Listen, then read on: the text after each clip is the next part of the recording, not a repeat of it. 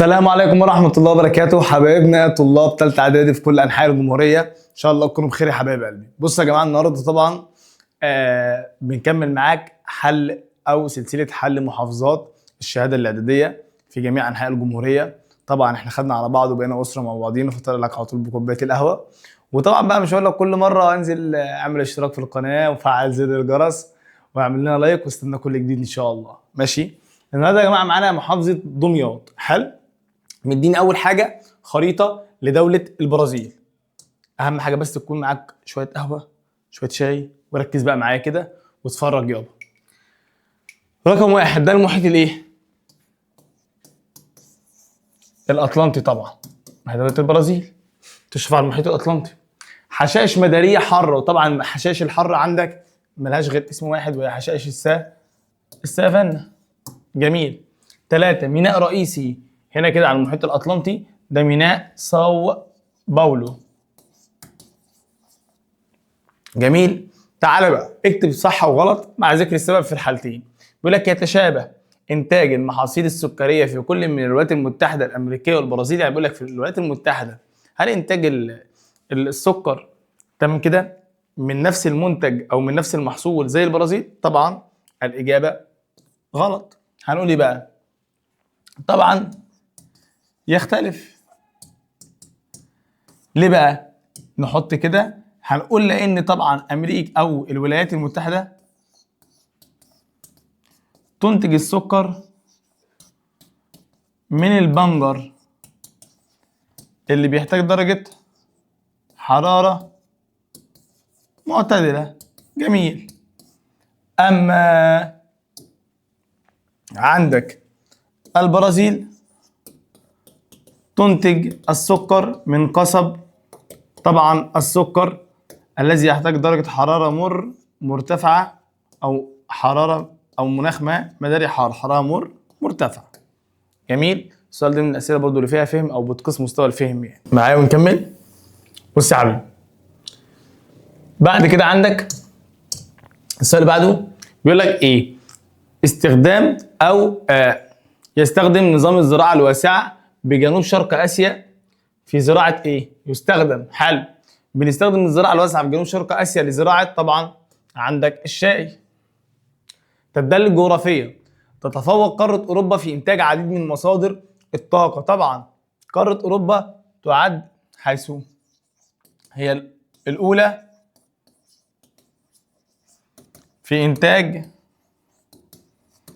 الطاقة النووية، بالإضافة إن هي تنتج الأولى في إنتاج الغاز الطبيعي، تنتج منه التلت،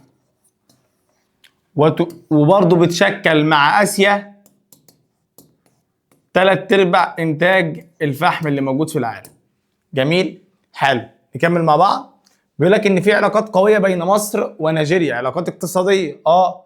أول حاجة تقول له مصر تصدر، حيث تصدر مصر إيه بقى؟ تعالى يا حبيب قلبي نقول له مصر تصدر إيه؟ تصدر لنيجيريا عندك مواسير الألومنيوم، بتصدر لها المعدات الثقيلة، بتصدر لها برضو عندك اللهم صل الإطارات. جميل. بتصدر لها برضو الأسمدة. تستورد، تعالى كده تستورد. بتستورد ايه بقى يا حبيبي؟ نركز مع بعض. تستورد ايه؟ تستورد طبعا عندك السلع الزراعية او المحاصيل الزراعية، وانا من امثلتها الحبوب او المحاصيل الزيتية. المحاصيل الزيتية. جميل. نخش على اللي بعد. مديني هنا شكل بياني نسمع او رسم احصائي، ممكن يجي لي يا مستر في الامتحان، ممكن يجي لك طبعا، كل شيء وارد طالما عندك الاحصائيه دي في الكتاب. جميل. بيقول لك هنا الاهميه الاقتصاديه للمورد الزراعي الموضح بالرسم البياني. بص يا عم، هو هنا حدد لك ان اسيا الاولى. حلو. امريكا الشماليه الثانيه، الثالثه امريكا الجنوبيه، الرابعه افريقيا. قال لا، اقف هنا كده، واوروبا هي الاخيره. يبقى ده طبعا محصول الايه؟ القطن. طب تعال، القطن له اهميه، بيوفر اجود انواع الخيوط اللي بتخش في صناعه اجود انواع الملابس. كوتونيل، القطن بيتكلم مصري، نسمع. بعد كده نتكلم على ان برضو بيستخرج من البذرة بتاعته زيت بذرة القطن. بالاضافة يا حبيب قلبي عندك صناعة الاعلاف من برضو البذرة، بعد ما بتتعصر وتتعمل زيت القشر بتاعها بيخش في صناعة الاعلاف اللي بيخش في الثروة الحيوانية. ليه بتتطور الصناعة في الدول المتقدمة تطور مذهل؟ تعال اقول لك، بص يا عم، لانها تأخذ بالاساليب العلمية والتكنولوجية في البحث والتطوير وتحديث المنتجات بشكل وتحديث المنتجات بشكل مستمر. نركز بقى معاكم، صلى على النبي يا عم. يقول لك تعد السهول في دولة نيجيريا، او تتعدد السهول في دولة نيجيريا. طبعا هتقول له حبيب قلبي تعالى كده، تقول له سهول فيضية فين بقى؟ طبعا بنقول عليها السهول الشمالية، ويجري بها نهر النيجر. جميل. عندي بقى سهول ساحلية،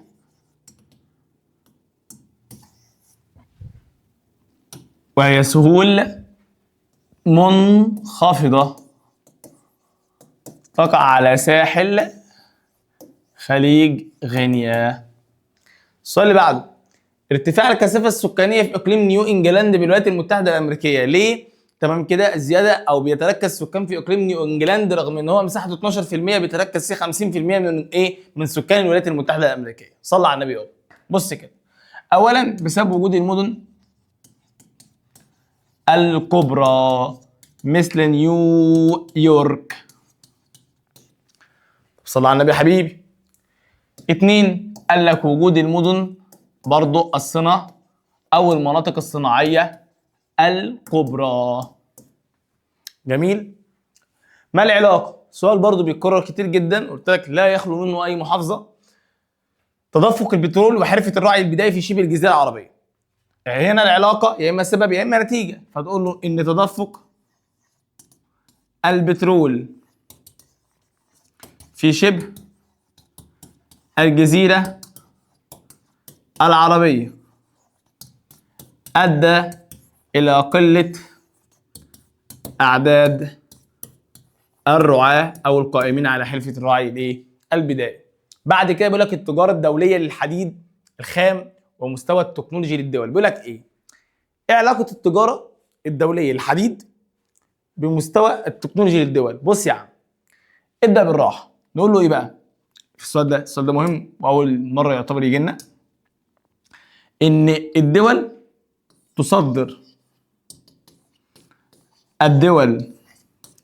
النامية اللي مستواها ضعيف في التكنولوجيا تصدر الدول النامية، بص، التي تم كده تتميز بانخفاض المستوى التكنولوجي إلى الدول المتقدمة في المستوى التكنولوجي، زي ما بتعمل موريتانيا وتصدروا لمين؟ لبريطانيا واليابان. حلو. ليه؟ لتصنيع الحديد. جميل. ما تبصمجش، لا افهم. حلو. بص يا عم تعال نكمل. بيقول لك التقاء الطيارات البحرية الدفيئة مع الطيارات البحرية الباردة أمام سواحل القارات، دي طبعا من العوامل ميم طه من العوامل الطبيعية لتطور، أدى ذلك إلى تطور حرفة وتربية الأسماك. تنوع تضاريس واتساع مساحة الولايات المتحدة الأمريكية طبعا ادى الى تنوع المناخ، مما ادى الى تنوع النبات الطبيعي. ما تنساش يا حبيب قلبي ان اصلا كل ما المساحه تبقى كبيره كل ما تزيد دوائر العرض، ودوائر العرض هي اللي بتتحكم في حاجه اسمها المناخ، فيؤدي الى تنوع النبات الطبيعي والمحاصيل الزراعي. تعالى كده خلصنا يعتبر الجزء الجغرافيا. صلي على النبي كده، خد نفسك ويلا بينا نكمل الايه؟ التاريخ. بص يا حبيبي قلبي،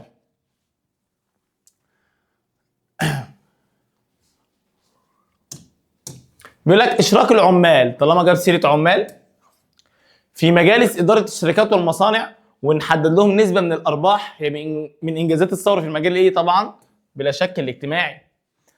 ارتكب اليهود مذبحه دير ياسين 36 نتيجه ايه يا جماعه؟ عندك طبعا اللهم صل وسلم على سيدنا محمد، عندك نتيجه تقسيم طبعا فلسطين. هل تعد النواه الاساسيه لتحقيق السلام وانهاء الصراع العربي الاسرائيلي؟ طبعا النواه الرئيسيه زياره الرئيس مين؟ ده سؤال فهم يا جماعه. ايه ده بقى؟ تعالى نمسح. انت علقت ليه؟ تعالى ايش بقى؟ احنا مزعلانين. ماشي. بص يا عم، بيقول لك النواه الاساسيه، ايه الاساس؟ تمام كده، لتحقيق السلام وانهاء الصراع العربي الاسرائيلي طبعا هي زياره رئيس مصر اللي هو مين؟ محمد انور السادات. لمين يا جماعه؟ لاسرائيل. لولا زيارته ما كانش الموضوع تمام كده فتح تمام كده الباب امام اسرائيل لمبدا التفاوض تمام كده وحل الصراع العربي الايه؟ الاسرائيلي. جميل. بعد كده بيقول لك ايه؟ رئيس الدوله هو رئيس السلطه التنفيذيه. حلو قوي. والتي تضم ايه بقى؟ حلو. السلطه التنفيذيه تضم حاجتين، الحكومه طبعا والاداره الايه؟ المحليه. لكن مجلس النواب ده السلطه التشريعيه. المحاكم ده يعتبر برضو عندك دي السلطه القضائيه. مجلس الشيوخ لا، يعتبر من السلطه برضو او المجالس النيابيه يعني. حلو. صح وغلط مع ذكر السبب في الحالتين. بص يا عم، غيرت ثوره 23 و 52 من نظام الحكم في مصر؟ طبعا صح، حيث تم الغاء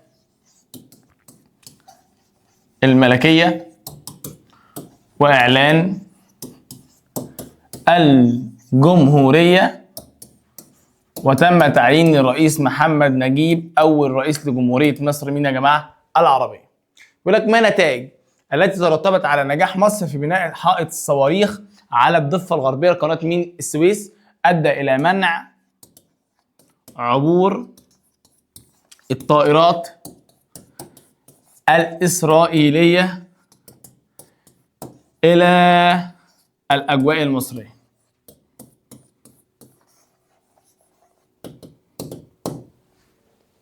حدوث اضطراب امني اثناء ثوره 25 يناير 2011. نتيجه الاضطراب ده حصل ايه؟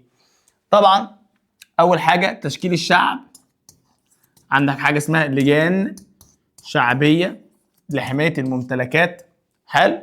و اسمه ده مواجهه اعمال السرقه والترويع والارهاب يعني. بعد كده قال لك الاستعانه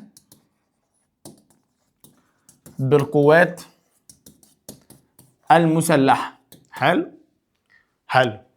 هنا سؤال بما تفسر، بيقول لي ليه حشدت اسرائيل قواتها مع سوريا 67؟ طبعا عشان كان في الوقت ده العرب مش مستعدين اصلا، مش جاهزين للحرب. جميل. فايه اللي يحصل؟ واسرائيل في الوقت ده اقوى، فقال لك عشان تستدرج استدراج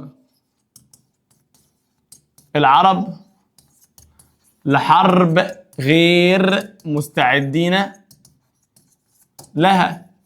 والمقصد هنا مين؟ مصر، والقضاء على قوة مصر بعد فشل العدوان الايه؟ الثلاثي. 2. تكريم الفريق سعد الدين الشاذلي في الذكرى ال 39 لنصر اكتوبر. ليه كرمناه؟ بص يا عم، قال لك لمجهوداته. والراجل ده عمل ايه؟ قال لك ساهم في تطوير القوات المسلحة، وهو اللي حط خطة العبور وتحطيم خط بارليف المنيع. سؤال 3 بيقول لك خلى مجلس الشعب، يعني مجلس الشعب 2011 خلى من اي معارضه تذكر، يعني مفيش معارضه في المجلس خالص يا جماعه، لازم يبقى في مؤيد ومعارض. قال لك ليه؟ طبعا بسبب تزوير انتخابات مجلس الشعب 2010 وحصول حزب او الحزب الوطني الحاكم على 97% من الاصوات، فخلى المجلس من اي او خلى المجلس من المعارضه. السؤال عندي الرابع بيقول لي بما تفسر تتبنى مصر استراتيجيه جديده نحو القاره الافريقيه منذ عام 2019. نشوف الاستراتيجيه الجديده كانت بتقول ايه.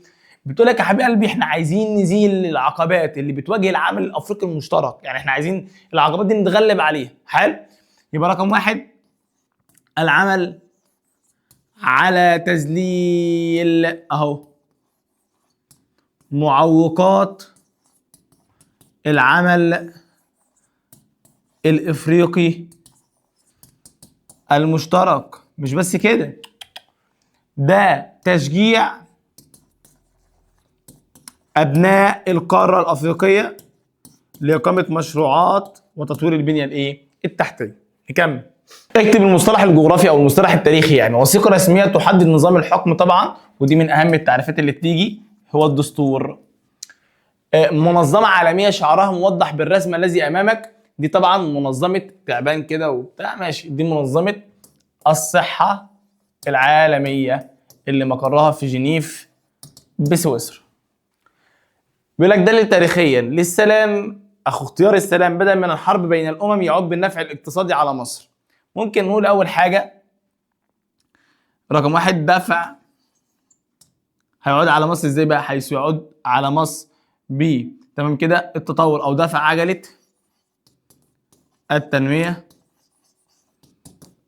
الاقتصاديه، تشجيع او تنشيط السياحه التي تؤدي الى ايه بقى يا جماعه؟ رفع او زياده الدخل القومي من العمله الاجنبيه. السؤال اللي بعده، المنظمات المجتمع المدني دور في القضايا الدوليه المعاصره. طبعا منظمات المجتمع المدني لها دور في محاربه الارهاب،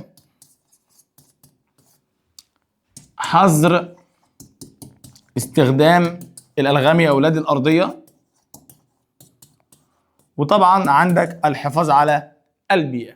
ويبقى كده عندنا المحافظه خلصت.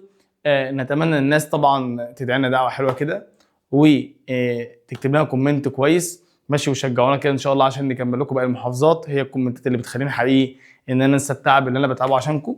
جميل، ان شاء الله نستناكم في محافظه جديده. سلام.